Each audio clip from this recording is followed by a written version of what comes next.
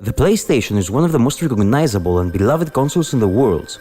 It's actually fourth on the list of the best-selling consoles, having sold over 100 million copies worldwide. What many people might not know, however, is that the creation of Sony's first console was a result of a broken deal. So how did the PlayStation come to life? Let's find out.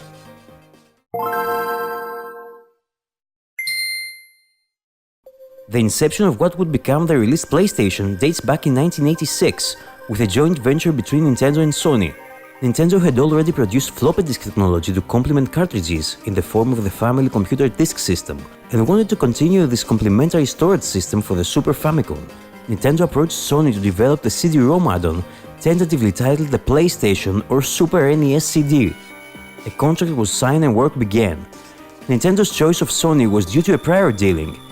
Ken Kutaragi, the person who would later be dubbed the father of the PlayStation, was the individual who had sold Nintendo on using the Sony SPC 700 processor as soundset in the Super Famicom. Kutaragi was nearly fired by Sony because he was originally working with Nintendo on the side without Sony's knowledge. It was then CEO Norio Oga who recognized the potential in Kutaragi's chip and ended working with Nintendo on the project. Oga kept Kutaragi on at Sony, and it was not until Nintendo cancelled the project that Sony decided to develop its own console. Sony also planned to develop the Super NES-compatible Sony-branded console, but one which would be more of a home entertainment system, playing both Super NES cartridges and the new CD format which Sony would design. This was also the format to be used in Super NES CDs, giving a large degree of control to Sony despite Nintendo's leading position in the video game market. The product, dubbed the PlayStation, was to be announced at the May 1991 Consumer Electronics Show.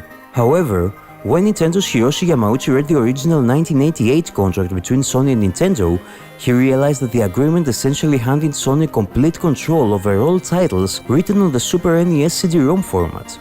Yamauchi decided that the contract was totally unacceptable, and he secretly cancelled all plans for the joint Super NES CD attachment. Instead of announcing a partnership between Sony and Nintendo, at 9 AM the day of the show, Nintendo's chairman Howard Lincoln stepped onto the stage and revealed that Nintendo was now allied with Philips, and Nintendo was planning on abandoning all previous work Nintendo and Sony had accomplished. Lincoln and Minoru Arakawa had flown to Philips' global headquarters in the Netherlands and formed an alliance of a decidedly different nature, one that would give Nintendo total control over its licenses on Philips machines. After the collapse of the joint Nintendo project, Sony briefly considered allying itself with Sega to produce a standalone console. The Sega CEO at the time, Tom Kalinske, took the proposal to Sega's board of directors in Tokyo, who promptly vetoed the idea. In a 2013 interview, Kalinske recalled them saying, "That's a stupid idea. Sony doesn't know how to make hardware. They don't know how to make software either. Why would you want to do this?" This prompted Sony into halting their research, but ultimately the company decided to use what it had developed so far with both Nintendo and Sega to make it into a complete console based upon the Super Famicom. However, Sony decided in early 1993 to begin reworking on the PlayStation concept to target a new generation of hardware and software. As part of this process, the Super NES cartridge port was dropped and the space between the names PlayStation was removed, thereby ending Nintendo's involvement with the project. According to a Sony engineer, all work on the console from the time of the partnership with Nintendo was eventually scrapped, and the PlayStation design was restarted from scratch. Sony's North American division, known as Sony Computer Entertainment America, originally planned to market the new console under the alternative branding PSX, following the negative feedback regarding PlayStation in focus group studies. Early advertising prior to the console's launch in North America referenced PSX, but the term was scrapped before launch.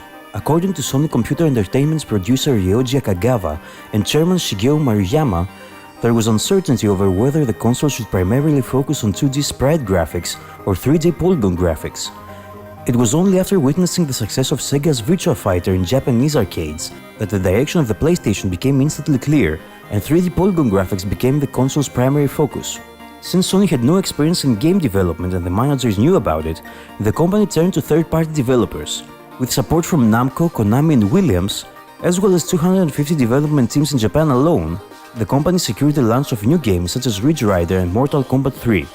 In addition, Sony bought the European company Psygnosis and renamed it Sony Interactive Entertainment, which began developing games for the future console, including Wipeout and Destruction Derby.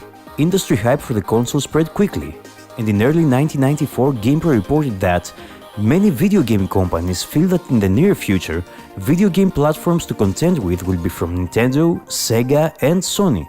The PlayStation went on sale in Japan on December 3, 1994, a week after the release of its rival Sega Saturn. Sales in Japan began with a stunning success, with long lines in stores. 100,000 units were sold on the first day, and then 2 million units after 6 months on the market. Before the release in North America, Sega and Sony presented their game consoles at the first Electronic Entertainment Expo conference held in 1995. First, Sega announced its Saturn console and announced that it will be released at the price of $399.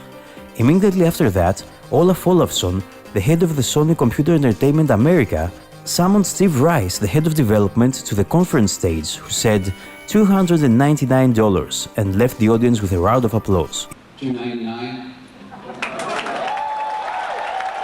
In North America, PlayStation went on sale on September 9, 1995 at the previously announced price of $299. There were over 100,000 pre-orders placed and 17 games available on the market by the time of launch. The launch was a success, and the stores reportedly were running out of consoles and accessories.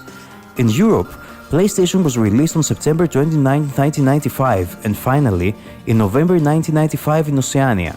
During the first 4 months, from September to the end of 1995, sales of the console in the US amounted to 800,000 units, giving the PlayStation a commanding lead over the other 5th generation consoles, though the Super NES and the Sega Genesis from the 4th still outsold it. Critics generally welcomed the new console. The staff of Next Generation reviewed the PlayStation a few weeks after its North America launch, where they commented that while the CPU is fairly average, the supplementary custom hardware such as the GPU and sound processor is stunningly powerful. They praised the PlayStation's focus on 3D and complimented the comfort of its controller and the convenience of its memory cards. Giving the system 4.5 out of 5 stars, they concluded, "To succeed in this extremely cutthroat market, you need a combination of great hardware, great games, and great marketing. Whether by skill, luck, or just deep pockets, Sony has scored 3 out of 3 in this first salvo of this war." The PlayStation's success was partially due to Sony's approach to third-party developers. While Sega and Nintendo took an isolationist approach, focusing primarily on first-party development while generally ignoring the concerns of third-party developers, Sony streamlined game production by providing a range of online programming libraries that were constantly updated. They also organized third-party technical support teams, while in some cases gave direct development support to third parties. At the close of 1996, approximately 400 games were being developed for the PlayStation, compared to approximately 260 games being developed for the Saturn and Nintendo 64 respectively. While the Sega Saturn was marketed towards 18 to 34-year-olds, the PlayStation was marketed roughly, but not exclusively, towards 12 to 24-year-olds. Both Sony and Sega reasoned that because younger players typically looked up to older, more experienced players, advertising targeted at teens and adults would draw them in too.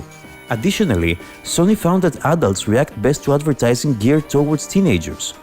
According to Lee Clow, one of the first things we resolved early on was that everyone is 17 when they play video games. The young people look up to the best gamer, who is usually a little older and more practiced and talented. Then there are people who start working and grow up, but when they go into their room and sit down with their video games, they are regressing and becoming 17 again. So whether you love it or hate it, the PlayStation managed to become one of the dominant consoles in the video game industry during the 90s and 2000s. Having no prior experience and despite everyone's disbelief, Sony managed to create a giant and become one of the big players of console design. And that's it for this video, guys. Thank you so much for sticking around. If you really liked it, you can hit the like and subscribe buttons and leave a comment down below to tell me what you think and even give me suggestions for future videos. Thank you so much, and I'll see you in the next video.